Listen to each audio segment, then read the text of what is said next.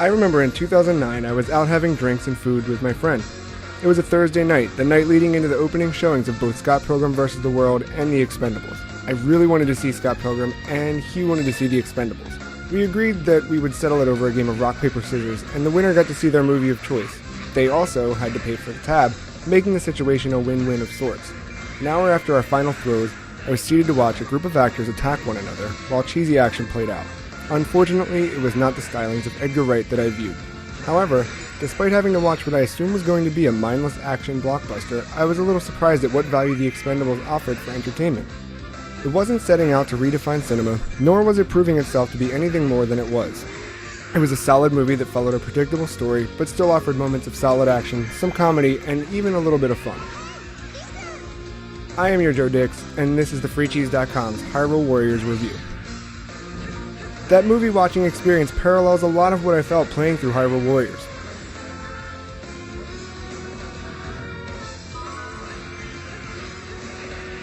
The story is pretty unremarkable, especially for those familiar with The Legend of Zelda. The action is mostly numbing, yet it has moments that make you feel really powerful. The music is quite dreadful and is reminiscent of every kid from high school with a guitar and an obsession for Steve Vai, who thinks it's really cool to play Bach through 6 different distortion pedals. Despite the inherent, basic nature of the game, Hyrule Warriors still offers a really fun game in the end, and one that is filled with opportunities to continue playing.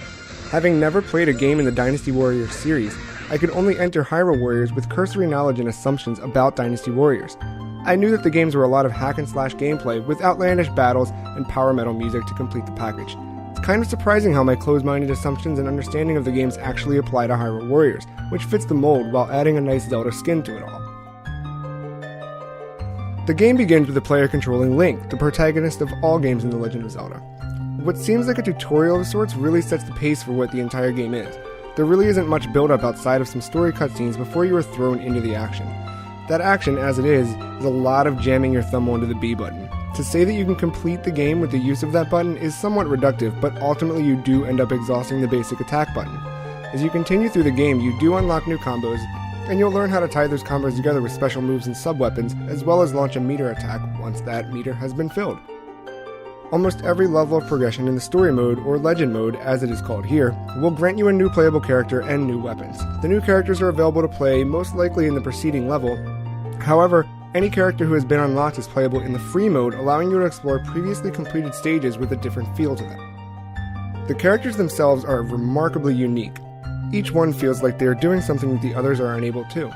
Yes, you are still going to hammer the same buttons and in fact the same combos across each character, but I feel like that level of accessibility allows the game to be plain fun. Something intricate like Street Fighter can be intimidating for an outsider. There are so many combos to memorize and so many that can string together for greater attacks, and they are all unique across a massive roster of characters. There's a barrier to entry there that just isn't here in Hyrule Warriors. Once you get your hands on the controller, you know what to do and how to do it. The game is really straightforward, and I think that anyone can pick it up and play it, no matter who their favorite character in the series may be. You can feel equally as powerful despite your level of play and your character of choice.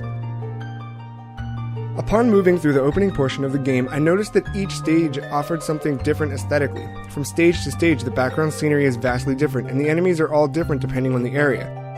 Later on, you will see some repetition in the enemy models, but this is a game built on repetition. The story follows a timeline of sorts and is constructed in a Zelda 101 sort of way. Each stage borrows elements and areas from several game worlds in the franchise while communicating the very basic nature of the respective games. During the chapter that is centered around Ocarina of Time, you play as Sheik and you have to wander through a different version of the Water Temple. Cutscenes fill in some of what was occurring during Link's time with the Zoras in Ocarina, while still building on the story that Hyrule Warriors is trying to tell. Fans of the Zelda series might find some of these story beats to be a bit dull and lacking.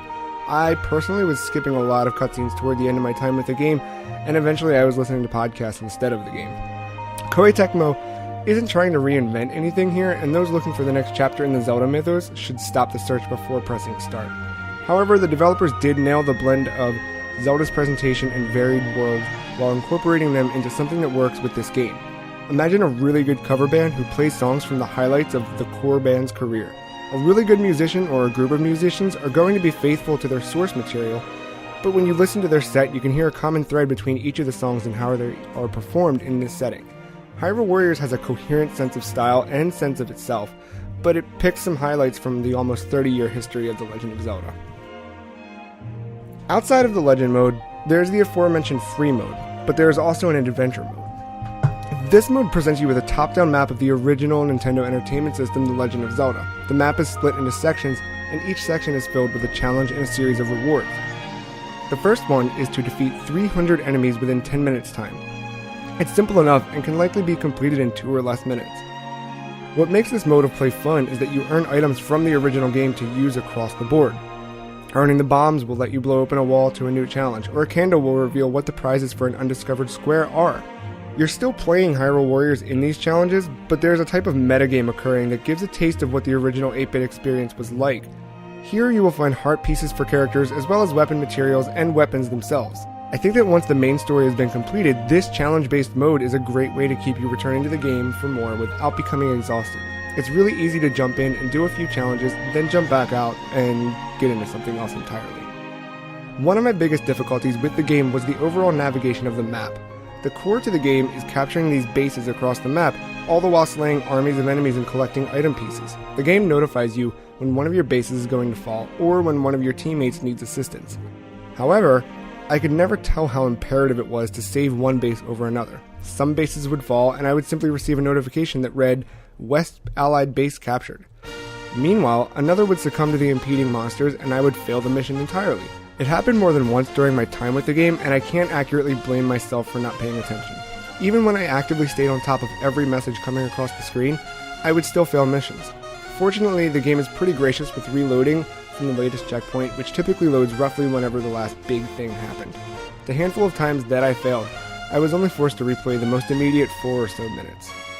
The only other dim aspect of this game was the skill tree and the weapons crafting systems. There's a light tutorial when you first enter the menus to do both, but beyond that, there really isn't any explanation to what you were doing. I think that the skill tree itself is pretty basic to understand in terms of the requirements and rewards. However, the weapons crafting is pretty obtuse. There are certain attributes to each weapon you find, and when you fuse 2 weapons together, you can add existing attributes from one weapon to the stronger weapon that you own. Yet, these attributes don't seem to have any huge impact on the gameplay. I didn't notice any difference between my sword that was equipped with Strength 2 and my sword that held Strength 4. I still have no idea what Light Plus is, and although Materials Plus suggests that you have a chance for better drops, I didn't really see myself earning anything incredibly different during my playthroughs. Honestly, I didn't need any of this to exist anyway. Games today are so saturated with little bonuses to attach to something, and we obsess over how to buff our character's stats up any little bit that we can. It becomes something else entirely, and those systems work in the games they belong to. They can even be pretty fun to dive into, but a system as such isn't really necessary here. Hyrule Warriors is great at being very straightforward and accessible, and anything else just sort of complicates things into a mess. Ultimately, Hyrule Warriors is just simple fun. It is a game that you can sit down and enjoy and just sort of turn everything off for a bit. It doesn't require much from you, and that is a welcome break sometimes. For Zelda fans, it's refreshing to get to play some of the characters who have only appeared in the background or in supporting roles, while those new to the series will be greeted with a crash course on some of the lore. Hyrule Warriors doesn't replace any entry in the main series, and it doesn't really serve as a stopgap in between main releases. It does offer hours worth of fun, and to me, that is really what is best in video games. For more on Hyrule Warriors and more reviews, be sure to check out thefreecheese.com.